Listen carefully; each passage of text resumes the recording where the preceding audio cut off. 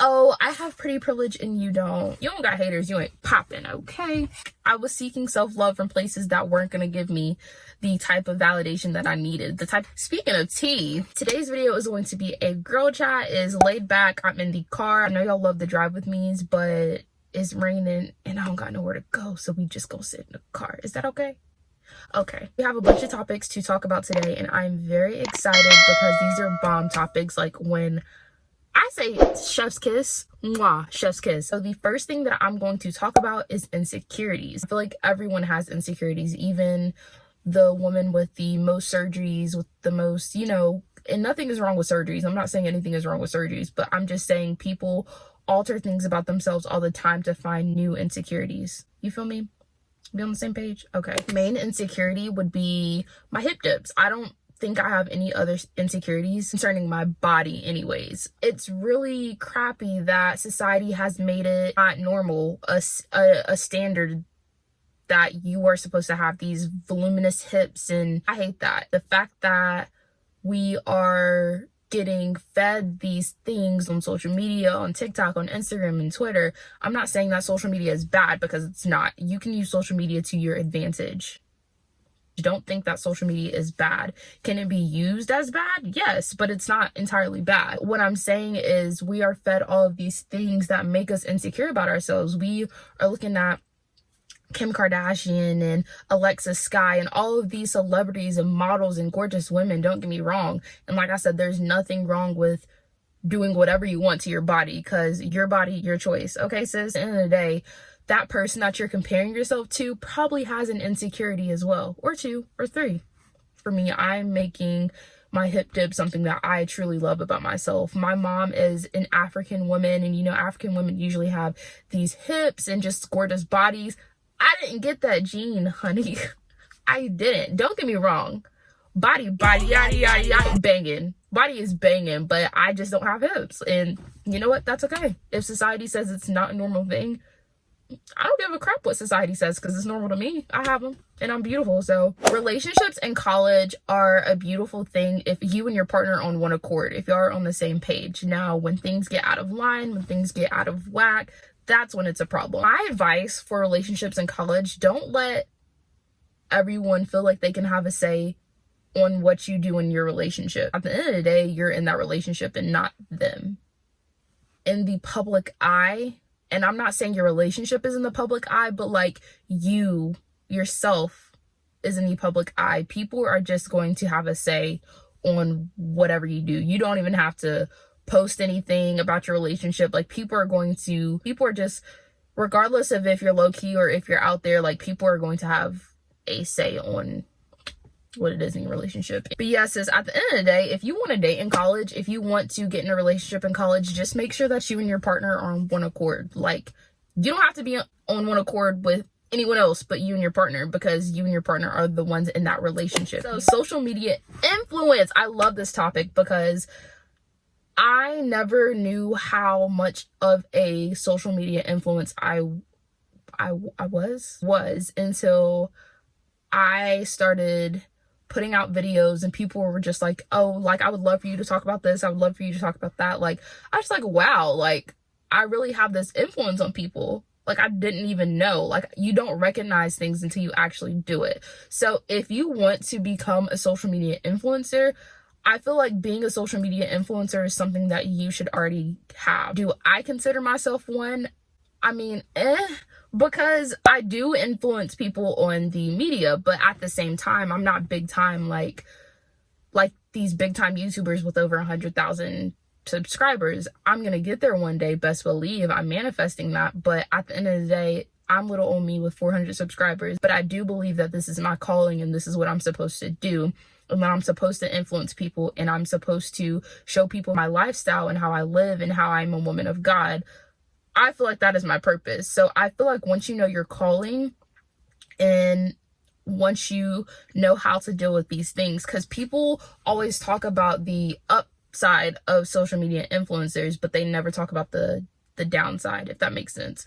So the downside or cons, the haters, the people who really are invasive and want to know literally everything, the stalkers, like, people just don't realize the downside to being a social media influencer. And I didn't until I started this process. And it's kind of like, okay, like you think that you're creating this bomb content and you upload it and you only have 100 views. When I put things out, I want them to be absolutely perfect for my subscribers, like absolutely perfect. That's just who I am. I'm a perfectionist. People say that all the time, and it's true. Like, it is true. I want things to be perfect. And so when I put things out that I've worked hours and hours and I stayed up until 5 o'clock in the morning to still work on the content and put it out, and people are not liking it, it hurts. But at the same time, you can't feel bad because you're trying to create content that people like. Of course, don't put out things that you don't enjoy. Like, I enjoy talking girl talk. I enjoy doing all of these things, but don't try to go so hard to where people are trying to change you completely for who you are. Don't do that. Of course, put out content that people like and people recommend. Like, I definitely agree with that. But at the same time, don't change yourself because you're not getting the results that you see. If it's your calling and if it's your purpose, those results will come. Just wait on it. It's not your timing yet. That's what God is saying. If you want to have that social media influence, I say go for it. Go for it if you can handle the naysayers, if you can handle the haters, if you can handle all these just crazy things. At the end of the day, this is what I love to do. Like, this is what I love to do. Like, literally, this is what I love to do. And so it's up to you. I can only say so much, but at the end of the day, if you want to take that extra step to become a social media influencer, because I definitely believe everyone has influence. Like, everyone has influence. You don't have to have 10,000 followers to have influence on people. Like, you don't. And that's where I am right now. So yeah, that's my point of view on that. Hair care and period poo. I just uploaded a 4B/4C lazy, yes sis, lazy hair care routine. Go watch it because it's bomb. You can do your hair and it can turn out bomb without all of those expensive products. So go watch. You're welcome. Is pretty privilege real? Or like, let's just talk about pretty privilege for 1 second. Do I believe that pretty privilege is real? Yes, I do. Just like I believe colorism is real, just like I believe racism is real. It's just these things that society has placed upon us, and we just, I don't even know, like, I don't even know how we got to this point, if I'm being completely honest. Like, I don't even know where, and I guess that's my part. I need to do research, but where did pretty privilege stem from? Like, you feel me? Like, I know where colorism stemmed from, but like, where did pretty, like, who created, it was probably a man. It was probably a man. And that's another thing. Like, don't let a crusty man, no, boy, tell you if you're pretty or not. Because I don't know what is wrong with you men. No, y'all not men. Y'all are boys. I don't know what is wrong with y'all. And I don't know how y'all are so comfortable enough to tell a woman if she meets your standards or not, or if she's beautiful enough for you or not. It's weird when you feel like you have pretty privilege. If you feel like you have pretty privilege, like, that's okay, I guess. Like, that's fine. But don't be like, oh, I have pretty privilege and you don't. Don't do that. That is not cute.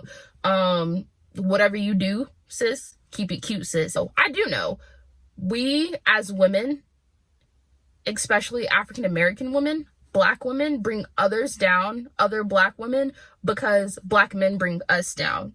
You know, it's systematic, and we need to completely eliminate it. How to adapt to the campus life, quote unquote, popularity groups.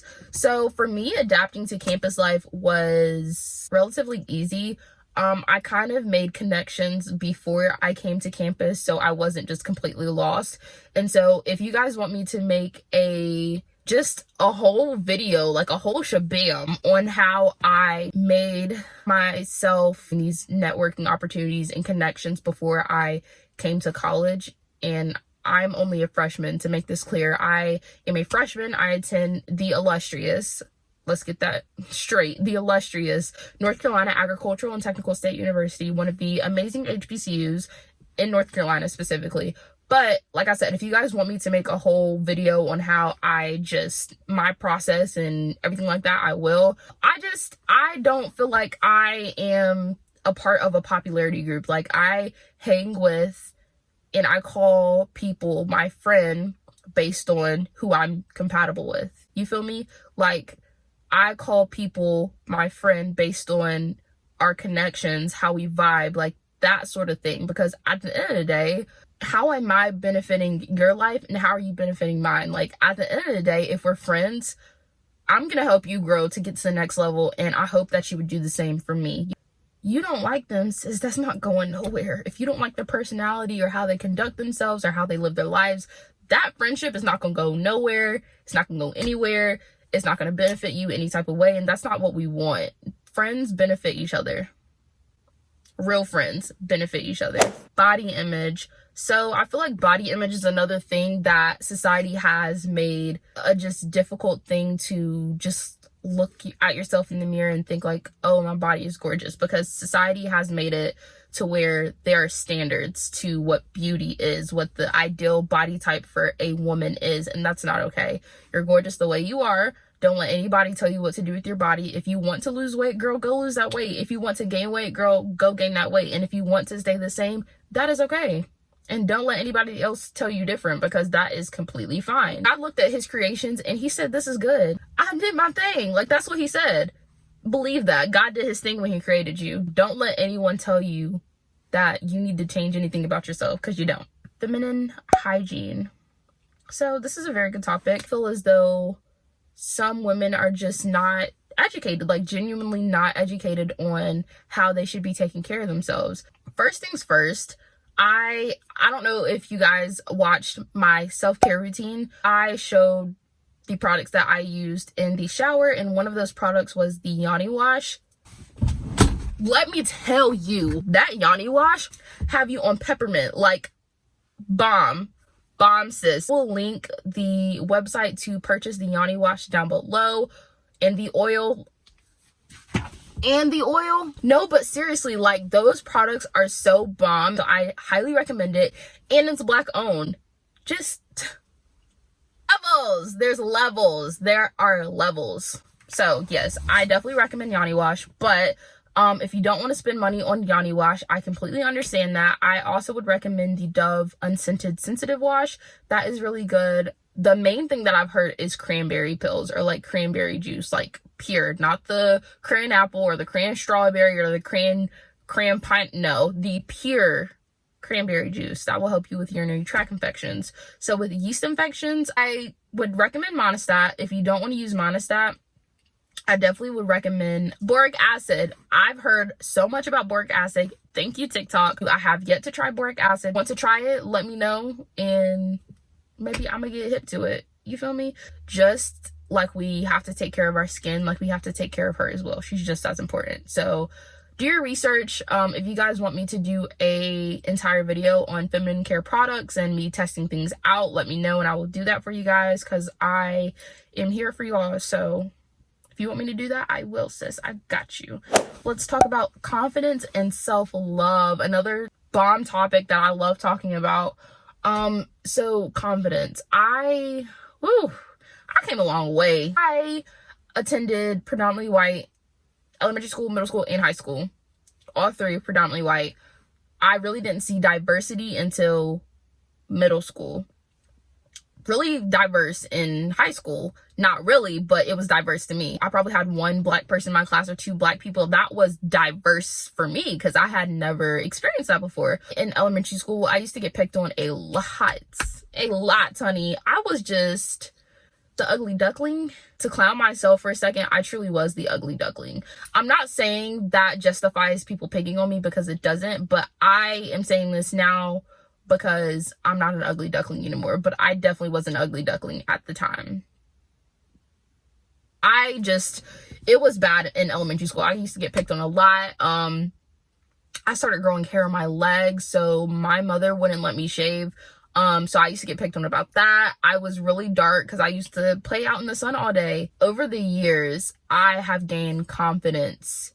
Even in middle school and high school, I used to compare myself to these white girls. Ask God, like, why isn't my hair straight all the time? Like, I have to straighten it every single day for it to be bone straight. And half the time, it's not even bone straight when I straighten it every single day. Like, I do feel as though going to predominantly white schools, it had this influence on me to make me feel as though I wasn't beautiful the way that I was. When I had that realization, and I truly believe my decision on going to an HBCU has enhanced that. Like, I was here junior, senior year. Now, am I out the camera? Sis, I'm gorgeous. Like that. And you have to have that mindset about yourself. Like, I am bad. I'm gorgeous. And to feel that way, do things that, you know, make you feel beautiful. I'm competing against myself. I am not competing against anyone else but Deja Tiana Knight. Like, you can't seek self-love from anywhere else but yourself.